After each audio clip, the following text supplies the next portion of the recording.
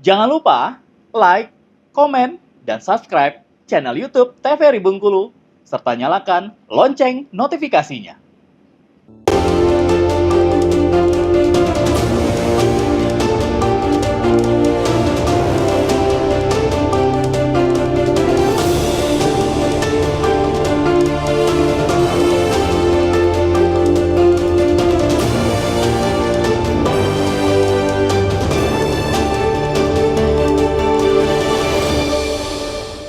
Ya pemirsa, Anda kembali menyaksikan Berendo TVRI Bengkulu edisi hari ini dengan tema makanan bergizi untuk keluarga dalam nuansa Hari Gizi Nasional.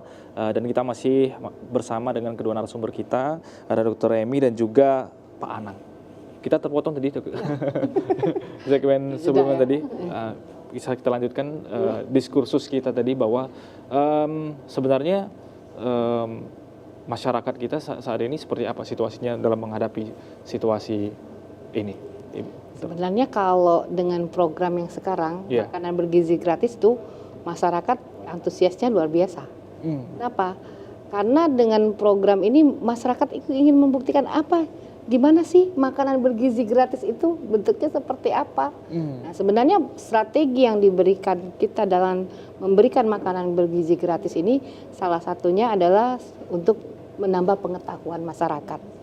Kenapa? Dengan memberikan contoh makanan yang diberikan, dengan makanan yang diatur, sudah dengan sekian bentuk yang diberikan kepada anak sekolah, dan ini kan dia memakan nih. Berterima kasih, itu kalau kita lihat di TV itu kan.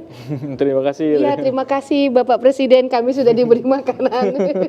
Nah, itu sebetulnya bentuk edukasi juga yang diberikan. Anak akan mengingat, oh makanan yang diberikan seperti ini. Nanti ke rumah, makanan apa nanti kamu yang didapatkan tadi? Akan bercerita kepada orang tuanya. Dan ibunya nanti akan menerapkannya di rumahnya.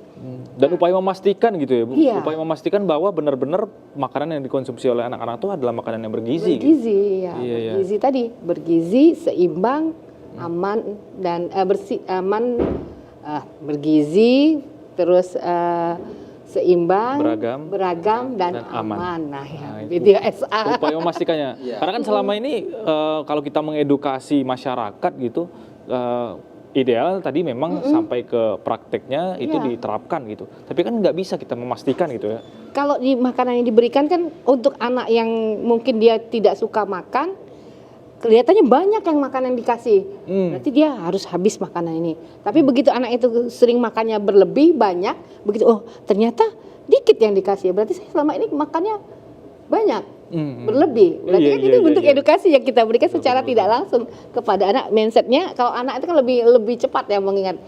Kalau anak saya itu dulu apa yang dikatakan gurunya itu kadang lebih ingat dia. Jadi diterapin di rumah. Oh, karena lebih sering ketemu gurunya gitu, lebih didengar gitu. Berapa jam dia ketemu dengan gurunya? Kalau dengan orang tua udah bisa melawan biasanya, bisa nentang-nentang dikit udah bisa biasanya. Jadi memang bentuk edukasi seperti itu akan lebih, artinya nyata yang diberikan itu bisa diserap langsung dan bisa diintervensikannya ke keluarganya juga dengan temannya dan untuk dia sendiri jadi tahu anaknya. Makanya oh harus lengkap seperti ini kalau kita makan. Oke. Saya ke Pak Anang nih. Pak, tadi kan artinya setiap ini kalau kita targetnya adalah para siswa dan siswi ini yang dari program ini, program makan bergizi gratis. Ini kan setiap siswa dan siswi kan beda-beda juga nih. Ada yang mungkin dia kekurangan gizi, kurus sebenarnya, mungkin ada yang mungkin dia kelebihan gizi, obesitas sebenarnya misalkan. Nah, idealnya apakah seharusnya berbeda juga setiap siswanya atau seperti apa? Ini mungkin jadi diskursus untuk kedepannya nih. Betul, Anang. Jadi di ilmu gizi itu ada istilah kecukupan gizi dan kebutuhan gizi. Nah, jadi setiap anak, setiap kita bahkan setiap kelompok kita umur itu berbeda. Punya kebutuhan. Kebutuhannya berbeda. Jadi tidak bisa disamaratakan. Misalkan saya dengan usia saya 40 tahun misalkan kan berat badan sekian 60, tinggi badannya 162. Nah, ternyata kebutuhan kalorinya 1900 misalkan. Nah, dengan Mas juga demikian, mungkin beda kebutuhannya. Nah, oleh karena itu program ini selain memang kan awalnya program ini kan untuk meningkatkan daya saing bangsa kita, ya kan?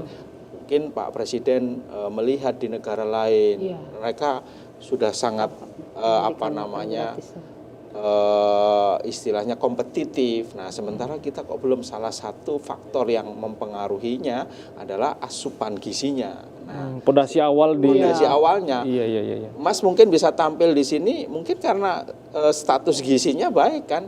Iya. Nah, artinya status gizi sangat menentukan status kesehatan seseorang. Nah, oleh karena itu, nah cara-cara yang seperti ini tadi disampaikan. Jadi ya ketika nanti program ini melibatkan ahli gizi bisa mengukur, menentukan setiap anak kebutuhannya berbeda. Betul. Ada yang anak SD kelas 1 sama kelas 2, kelas 3 misalkan kan, itu kebutuhannya berbeda. Oh ternyata makan saya itu seperti ini ya. Kan ini sudah ditakar, artinya sudah ditentukan sesuai kebutuhannya. Sehingga itu juga salah satu edukasi. Ternyata di rumah agak keliru ya, makan tuh merasa kalau nggak sampai kenyang-kenyangnya gitu. Belum bunyi, belum iya, kalau nggak itu kan belum cukup. Ternyata ini sudah ditakar sama ahli gizi. Memang awalnya kebiasaannya karena makannya berlebihan kayak kurang kan, iya. Masih lapar. Tapi dengan terus menerus edukasi tadi, ada perilakunya, nanti akan lama-lama terbiasa.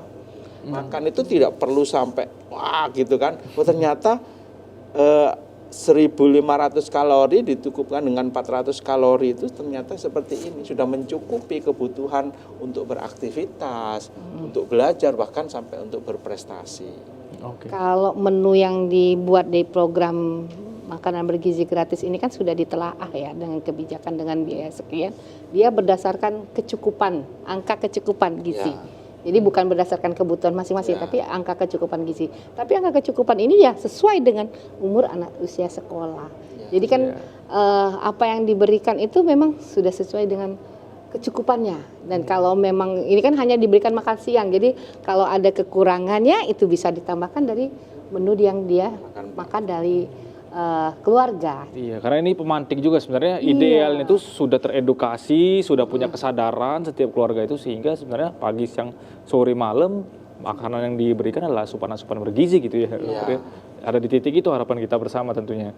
Kalau makan bergizi gratis ini diberikan kepada daerah-daerah yang kita dalam arti mungkin ekonomi masyarakatnya yang tidak terlalu beruntung, ini sangat bagus, bisa berhasil ya. Nah, kalau untuk masyarakat yang sekolah-sekolah, misalnya sekolah-sekolah yang favorit, sekolah-sekolah yang untuk yang ini, itu juga merupakan satu hal yang bagus. Dengan memberikan makanan ini dia tahu standarnya yang benar itu seperti apa, standar yang bagus itu seperti apa, sehingga anak akan menubah juga polanya. Oke. Ini saya coba mewakili pandangan awam nih, dokter. Apakah selalu identik bahwa makanan yang bergizi, makanan yang seimbang tadi sesuai dengan kriteria tadi adalah makanan yang diidentikan dengan makanan yang mahal gitu? Sehingga selalu dikaitkan biasanya kalau seorang itu bermasalah dengan persoalan finansial, sudah pasti gizinya tidak tercukupi itu. Apakah sudah pasti, dokter? Tidak. Jadi yang penting itu bagaimana kita mengaturnya. Mengatur makanan yang diberikan sehari-hari itu seimbang tadi. Seimbang, terus beragam. Saya garis bawahi terlebih dahulu. Kita lanjutkan di segmen berikutnya. Semakin menarik pembahasan kita. Kita akan lanjut di segmen berikutnya. Pemirsa, jangan kemana-mana, tetap di Brando TVRI Bengkulu.